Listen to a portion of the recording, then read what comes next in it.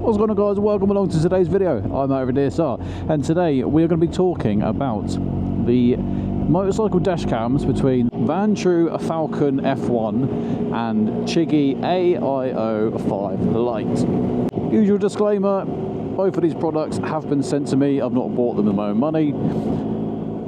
I've already done the unboxing and the installation videos, so if you want to check those out, top right hand corner, or they will be in the description box below. Neither company tell me what to say, my own thoughts and opinions. Well, I'm glad that's out of the way.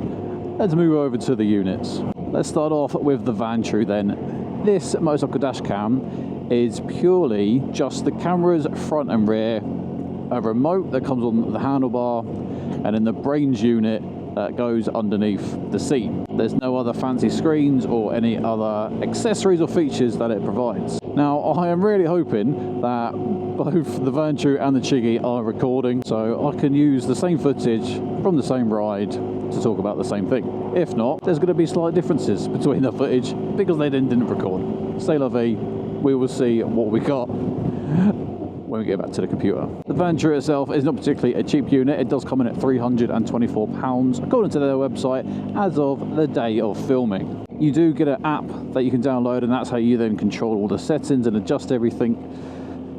Now for me, one of the annoying things is as soon as you turn on the bike, the system starts recording straight away. So if I want to adjust any settings, I then go on the app, go to start adjusting, but because it's already recording, it has to then stop recording to then allow me to change whatever setting I want to do. And if there's like different pages I want to go on, so I want to go onto settings and then change some things, and then I want to check some old footage. When you come out of settings, it goes back to like the main screen, as it were. It will start recording. I'll then click to go and see the old footage, and it will stop recording to then allow me to do that. Now on the maps, this is a green lane. Thought I'd just come and do a little adventure during this video. Obviously, get it in enduro. Okay, enduro activated.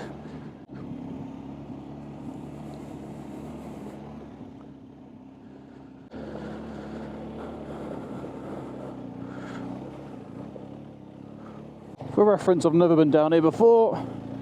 Don't know what I'm going to get to. You got to do some adventuring with an adventure bike, ain't ya? Ain't no Starbucks around here. And we made it. No falls. Easy peasy. Lemon squeezy. Oh, sorry.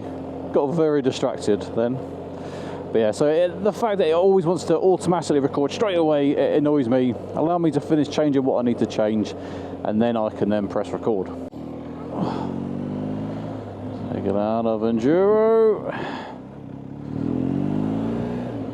And back in.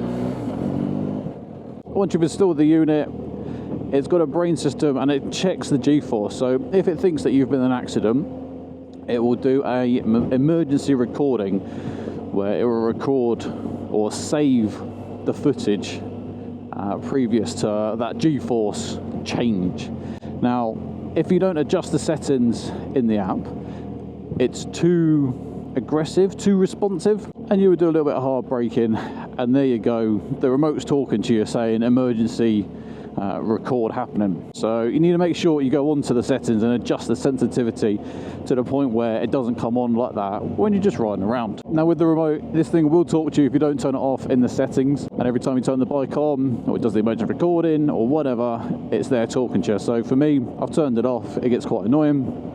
And now it just does a few bleeps when I turn the bike on. It is handy with the remote. You can either take photos, or you can then push a button and activate the emergency recording for yourself if you want. There's a nice feature that the remote enables you to do. Downloading the footage off the app is super easy. You just go onto the folder, click which ones you want, and then download. And then you go, got it on your phone. Now, I'm pretty sure you have the flexibility having the front video on its own video recording and in the rear on its own recording, or having both the cameras compressed into one file. For me and the channel, when I'm recording, I like to have the flexibility of showing the front or the rear. So I've personally chosen the setting to have them two separate files. But again, it's completely up to you, user preference. One thing to note with any recording device that is constantly recording is the cards, the SD cards, basically they kind of fill up with like micro data. So after a while, even though you format it, there's like compressed micro data. So you got rid of the main videos, but there's the stuff below it.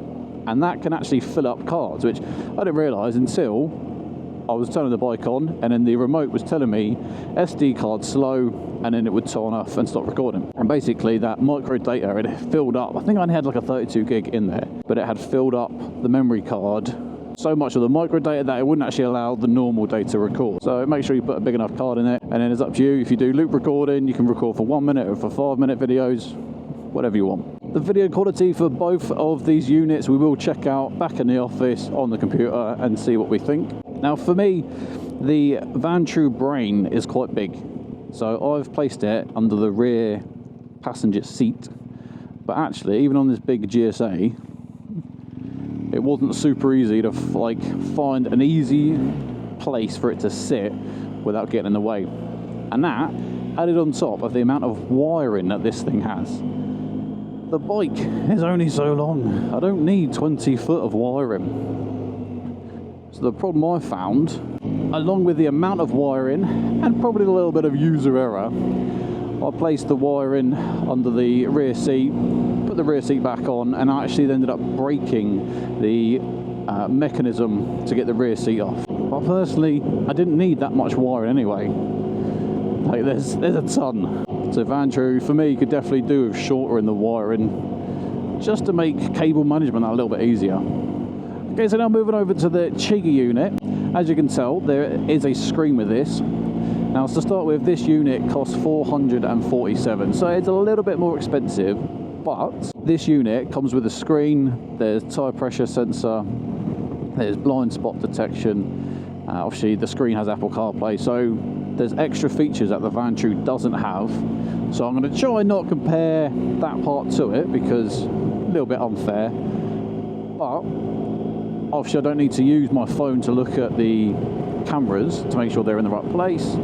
I can just use the screen. Now this screen, the footage looks really good on it. So I'm hopeful that when we get home and we look at the footage, it looks just as good and just as crisp. The camera units themselves between the two units are very similar. The Chigee brackets for the cameras, I remember when I installed it, they felt very cheap, very light and plasticky, and I ended up stripping some of the hardware that it come with. For that kind of premium price, you'd expect a little bit more. Again, just like the VanTrue, downloading the footage is as easy as going on to Chigee's app, clicking what you want, and pressing download. Bish bash bosh. The installation of the Chigee unit is exactly the same as the VanTrue. Camera front and rear, wired in between. Now, the Chigee doesn't have a brains unit because it's got the screen, but it does have a separate GPS, which is almost similar to this having the remote. So again, super easy to install, but same as VanTrue, a lot of wiring. So there you go, that's the quality on the screen at least. It looks pretty good. On the screen I can read that number plate in front.